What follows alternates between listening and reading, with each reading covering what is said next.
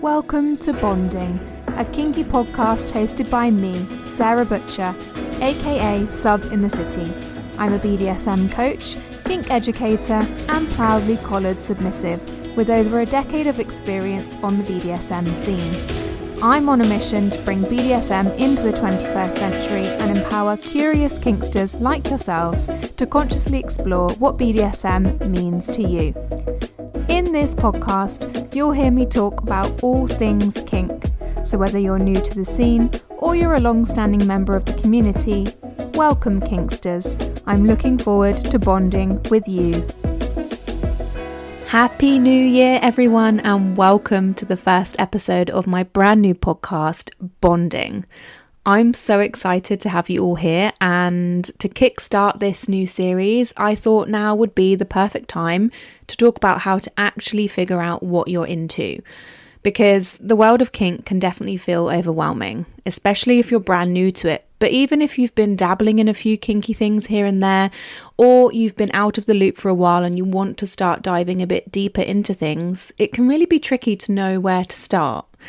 So if you want to make 2023 the year that you really commit to your kinks and dive deeper into your desires, I'm so excited for you. And I'm here to help you make it as easy as possible and as fun as possible too. And that's why I just want to preface this discussion with one really, really important point. And that's to have fun with all of this. Exploring BDSM and kink can definitely feel overwhelming. And while there are some serious elements to it, such as making sure that you stay safe, ultimately, kink is supposed to be fun and enjoyable. So while some of the work that comes with this type of exploration may feel daunting, please don't let that put you off. Secondly, I don't want you to worry about what other people are doing, because within this community, I get that it's so easy to compare yourself to other people and perhaps feel like some other people are ahead of you or doing things differently. I mean, that's the same for a lot of areas of our life, right? But trust me, this does not matter. Aside from some of the basic safety and consent rules within BDSM, there is no right or wrong way to do BDSM. Again, this is about what feels good for you.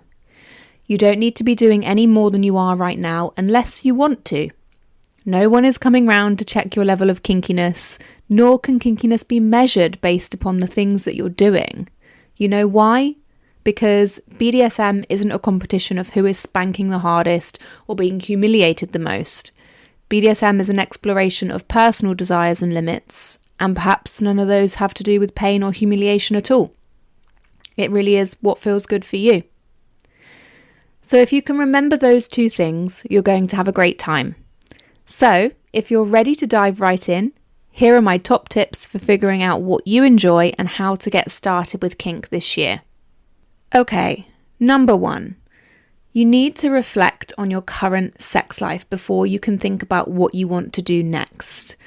Now, for those of you who have a partner, I highly recommend taking some time to yourself to reflect on your sexual preferences. You may think that you already know what you like, but when you really take the time to think about it, alone, without any influence from a partner, you may find yourself thinking of new or different things. Creating what we call a sex menu, so basically a list of all the things that you know you like, this can be a great exercise to give you some perspective on the type of sex that you're currently having and allow you to identify any gaps in your pleasure. Now remember, this isn't about criticizing or emphasizing what your sex life is lacking as such, but it's more a way to inspire you with ways to level up the sex you're currently having. So if you're looking at your sex menu and you're feeling a little bit disheartened because there's perhaps a lot of gaps, please don't feel that way, because the first step in taking responsibility for your desires and working towards the sex life you deserve is really gaining perspective and taking that time to reflect on it. Because we are all responsible for our own desires. We can't think that people are mind readers. We can't expect our partners to know what we want without knowing what we want first and being able to voice that. So this is the first step, is to reflect. Really take some time to get honest with yourself. So this is why I encourage you to do this activity alone, because while of course we want to please our partners in the bedroom, That pleasure will only be heightened when we also know what we want and how to get it. Number 2 is consider new possible desires.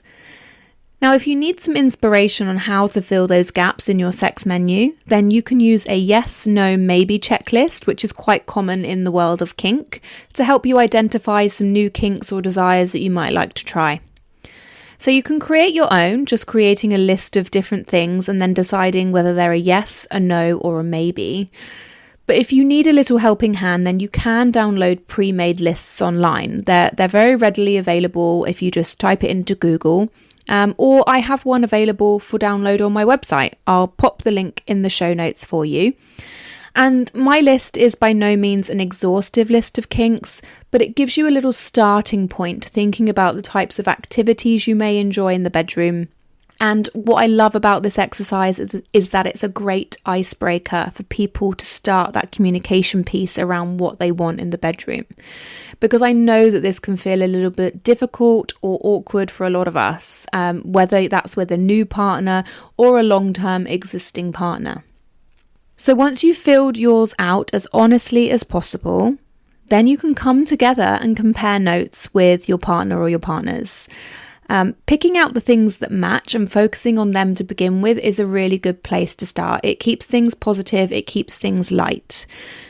If there are things that don't match, which there may be, it's quite possible, this is also a good conversation starter to help you to understand the desires of the other person and to help you really decide whether you are aligned to one another and where to take things next. But as I say, for now, let's focus on the things that do match and then start having some fun. Tip number 3 from me is to know your why. Now, the thing to consider in this conversation with yourself and with your partners, and something that people often don't consider, which is why I think that sometimes we tend to get a little bit lost and not really moving with intention or purpose, is because we don't understand our why, our reason. And it sounds super simple, but it's something that we just often overlook. Why do you like the sound of these new potential kinks? What about them turns you on? Because the thing is, different people will have different reasons, and the reason why makes a huge difference as to how you experience that thing. For example, what submission is to one person is not the same as what submission might be for another. What masochism is for one person may not be what masochism is for another, because the ways in which they want to experience submission or masochism may be completely different. One may like the psychological escape of submission, and the other may only be interested in the physical experience of receiving pain. Knowing your why is also super important for those who you want to experience this kink with, because their understanding of it may be totally different to yours, which could also alter their perception or interest in that thing. So this conversation is a super, super important part of seeing if your kinks align with someone else. So get clear on your why and also revisit this often, because one thing I should note is that everyone's kinks evolve and change over time, and this means that your why may change too. You may find that the kinks change depending on what day of the week it is or who your partner is. And so it's really important to keep revisiting this exercise throughout your journey, just to make sure you're always coming back to your why and altering your experiences according to that. That is what is going to keep making the sex better and better, I promise you. So once you've thought about all of this and you've started to communicate, you've opened that conversation, it's time to take action. Often we will ruminate about these things for a long time, thinking how we can make it as perfect as possible. And the answer is it's never really going to be perfect, especially not the first few times. And that's okay. It's still going to be enjoyable, doesn't have to be perfect. So you've done your reflecting, you've had some conversations, you've established a few things that you and your partners are interested in. Now what? It's time to dive right in. And when I say that, I don't necessarily mean into doing the thing right away, because there should be some planning and some prepping involved. Things to ask yourself are, do I know enough about this kink and my desire to explore it easily now? If the answer is yes, then cool. Make a plan to incorporate it into your next play session. But if the answer is no, or you don't feel as confident as you would like, then the next step is to do more research in order to understand this desire better. How can you do this? Well, Google exists for a reason, but I would be careful what information you look at online, as it's not always the right information. Porn is great for inspiration, but not education. Do, however, search for kink educators, such as myself. There are a lot of us out there, believe it or not, and many different educators are specialising in different areas of kink, so there's something for everyone. Online workshops are something I offer at a very accessible rate and allow you to learn more in the comfort of your own home, plus you'll get some kinky homework to take away and expand on your learning. However, there's also a ton of free kink education out there too, in the form of blogs, YouTube videos, TikToks, and more. Again, just do your research and make sure you go off of reviews rather than following or engagement necessarily. Or if you fancy something more personal, you can always hire yourself a mentor or a coach. Again, this is something that is out there.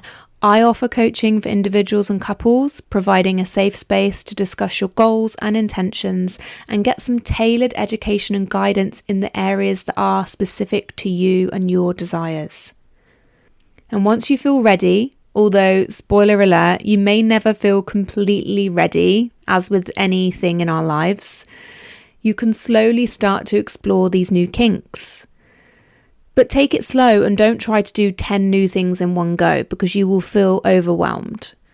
A good place to start is to pick 1 to 3 activities and spread them across a few weeks to allow yourself to really dip your toes into it and get a feel for it.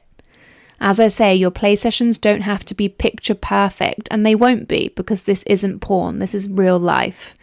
And this is where I remind you again that BDSM doesn't have to be so serious all the time.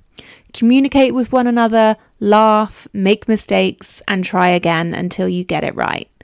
As long as you're using safe words and consent, it's totally okay to be open to getting things wrong sometimes or feeling a little bit silly. We're only human after all.